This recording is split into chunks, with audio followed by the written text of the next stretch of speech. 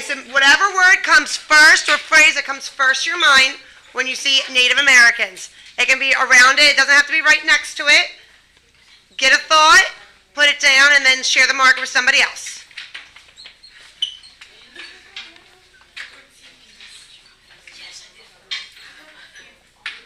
And try not to replicate.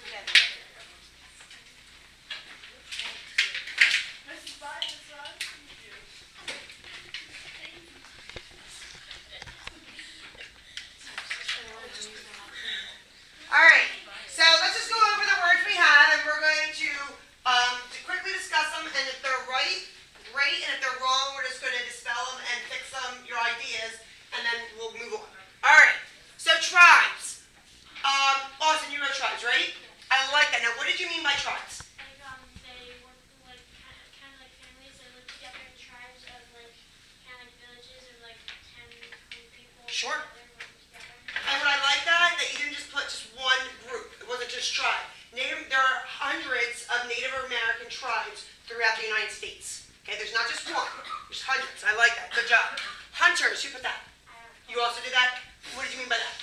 They hunted animals for food. Sure. You could also put hunters and gatherers because usually they had jobs. Someone would gather like fruits and berries and things like that as well, or other materials to make something else. All right.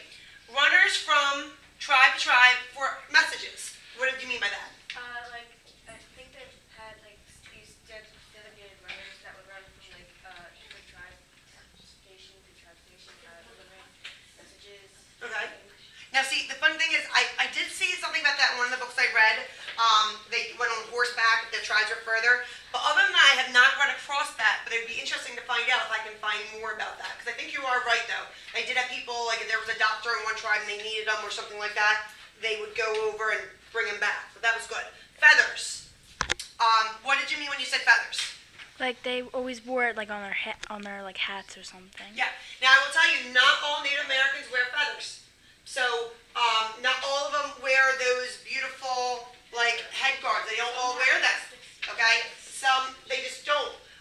But that I want to find out more about that. Research more about that too to find out. But I think that's somewhat of a stereotype. Okay. That all Native Americans wear that. Yes, ma'am.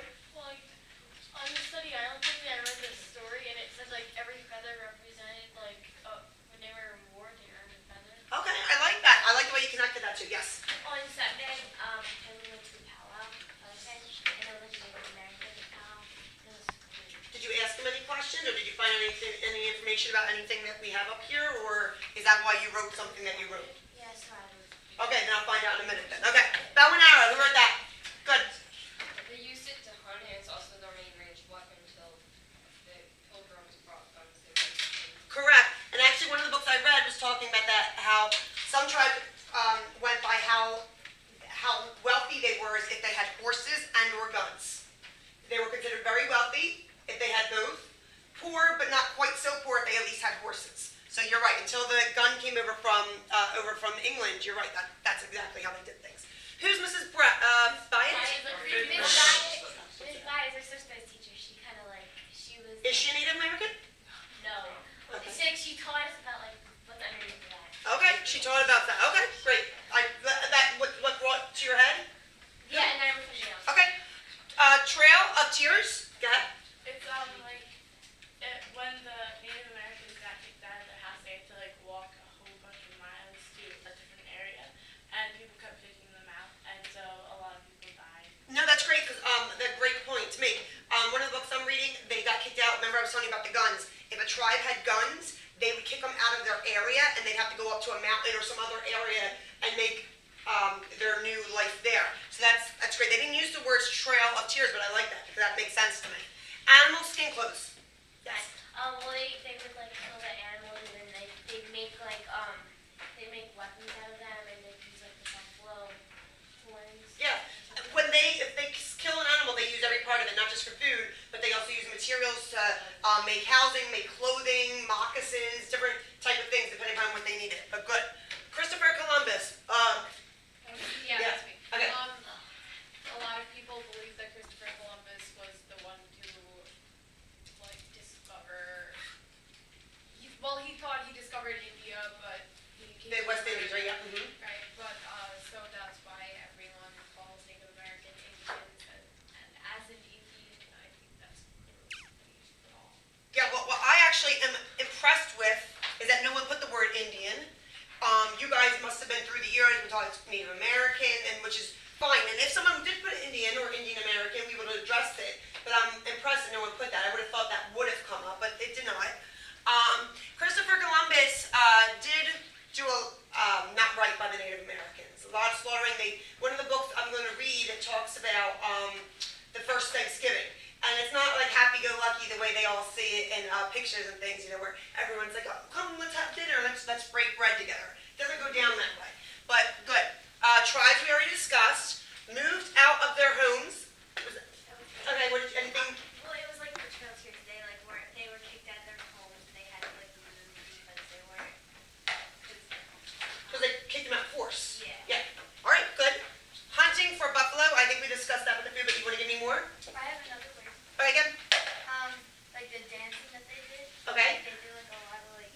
There's dancing and singing, celebration. Yes, there is. Great. Buffalo, we discussed the teepees. Who's that? Yes.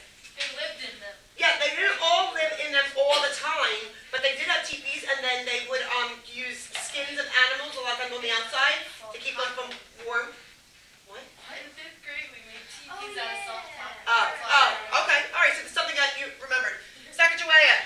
Spelling is wrong, but I'm reading, it's a J. But that's all right. No, that's all right. I read a book about her, very interesting. Her with